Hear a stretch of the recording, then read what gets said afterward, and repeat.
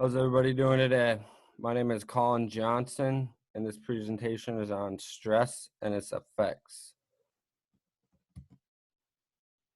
Like I said, my name is Colin Johnson. I'm from Sartell, Minnesota, central Minnesota area. Currently a sophomore at UW Wisconsin-Platteville, pursuing a degree in health and human performance with the emphasis physical education teaching, along with certification in adaptive education. Why did I choose this? Because when I was younger, I had a pretty bad reading disability, dyslexia, pretty severe.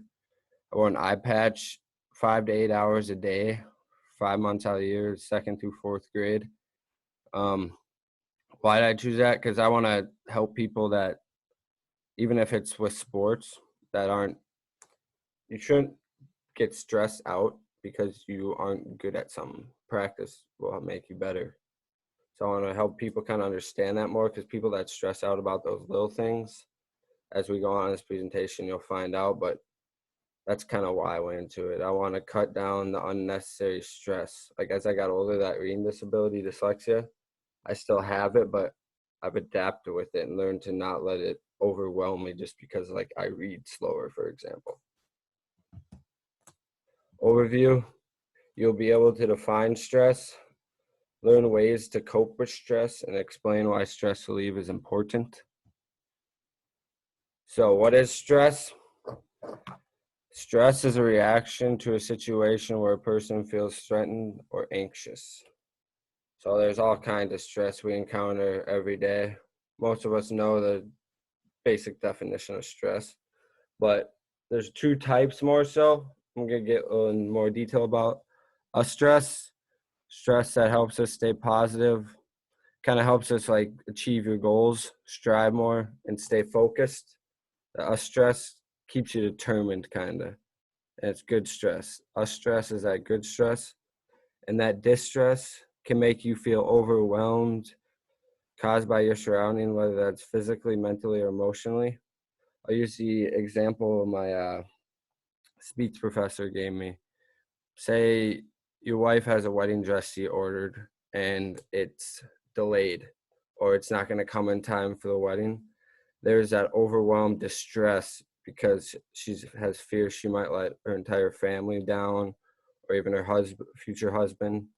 That's a professor that my speech professor used as an example, but that's just a good example of distress. And then, like I said, stress is that good positive stress. Stress relief and why it can be important.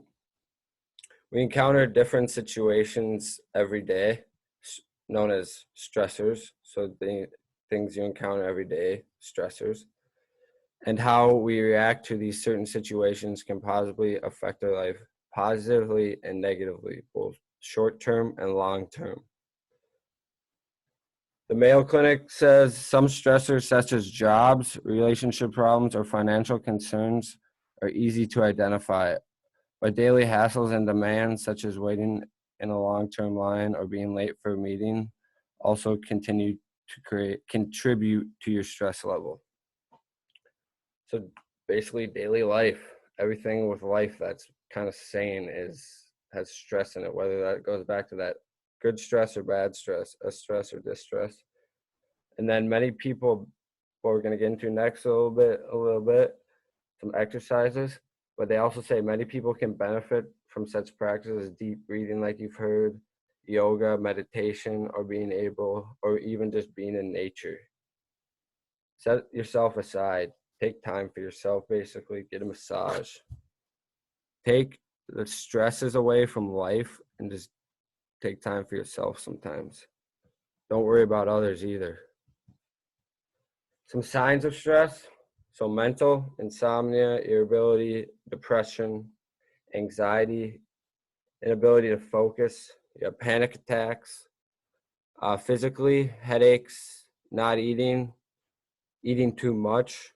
I like to do that sometimes. Chest pain or upset stomach. Don't overthink little things. At the end of the day, if I were to tell you something, and I'm no stress master about stress management, but if I were to tell you something, Don't stress the little things. Control what you can. And then ways to cope with that mentally, talking it out, even if that's just talking to yourself sometimes. Yeah, that may be weird, but talk to yourself sometimes. Journaling, if you don't want to talk to yourself, hey, write it down. Therapy, body scan list, art, laughing, jam into some tunes, hop in the car quick, go for a 5-10 minute jam sesh. Physical, exercising, yoga, take a nap, take a break, hugs, walks. I'll be honest, I'm a big hiker. I do like camping, but I'd rather just go bool on some trails for an entire day, stay in a hotel on the North Shore, and then go bool a new state park the next day. So that's one way I relieve my stress is hiking for sure. And then kind of use an example of how you should use it in your life. High stress levels can lead to sickness and other physical symptoms, such as like long-term like cardiovascular and other diseases can help trigger those things quicker. So take 10-15 minutes of your day and incorporate something, like I said, whether that's that walk or doing something, like if we go back. Find something to do here, even if that's 10-15 minutes. It can be a couple hours, however long you want it to be, but as short as 10-15 minutes, and do something. Like, don't think about life and the stresses of life all the time. Take time for yourself, like I said. So here we have a quick 2-minute video about a little breathing technique. I went up to a convention this past fall at the Wisconsin Dells. I apologize, I forget her name, but she led the seminar. But she showed me, or the group, this breathing technique, and it's something just super simple. But after time, if breathing's one of those things that calms you down sometimes, use it.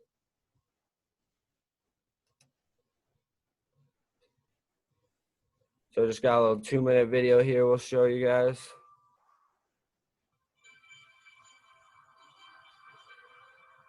Welcome to our new Shri Shri Yoga session. Today, we will learn the alternate nostril breathing technique, or the Nadi Shodhan Pranayam. Sit comfortably with your spine erect and shoulders relaxed. Place your left hand on your knee, palm open to the sky, and gently bring the tips of the index finger and thumb in contact with each other. With the right hand, control the flow of breath through the nostrils. Place the index and middle finger on your forehead between the eyebrows. Place the little finger and ring finger gently on the left nostril, placing the thumb on the right. Press your thumb down and breathe out gently through the left nostril. Then breathe in from the left nostril and breathe out from the right. Breathe in from the right nostril and exhale from the left.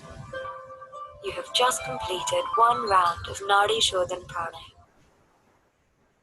Remember to breathe in from the same nostril from which you exhaled.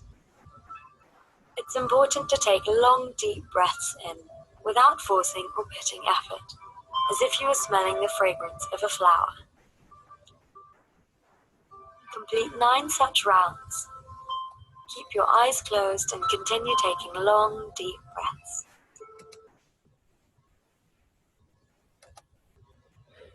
So yeah, that's just a little, not a panorama. I just struggle with those words right there. Right down here. Just gets me every time, a little tongue twister. But those are just, that's like a simple rotation of the fingers. Eventually, the instructor said at this convention that you get good enough, you get it down where you don't even have to use your hands anymore. And now with the coronavirus, maybe don't want to be doing that, but that is one breathing exercise. You don't even need your hands sometimes, but in the nose, in one nostril, out the other. Finish up. Those are my references. And one suggestion I have, the Mayo Clinic, personally, I believe, is a great resource. In my opinion, the Mayo Clinic does it all. And I'm from Minnesota, so I might be a little biased because there are endless out. The CDC is obviously the big one, but even for like information beyond stress, I suggest I'm doing a diet and health presentation for another class, and my topic's the Mayo Clinic diet, and it's really interesting. So personally, if you're ever looking for stress management, though, I would go to the Mayo Clinic first, but obviously there's endless certified people out there, but the Mayo Clinic is my suggestion. And that is all. I hope you learned about stress and ways to manage your stress. And remember, don't stress the little things. Control what you can.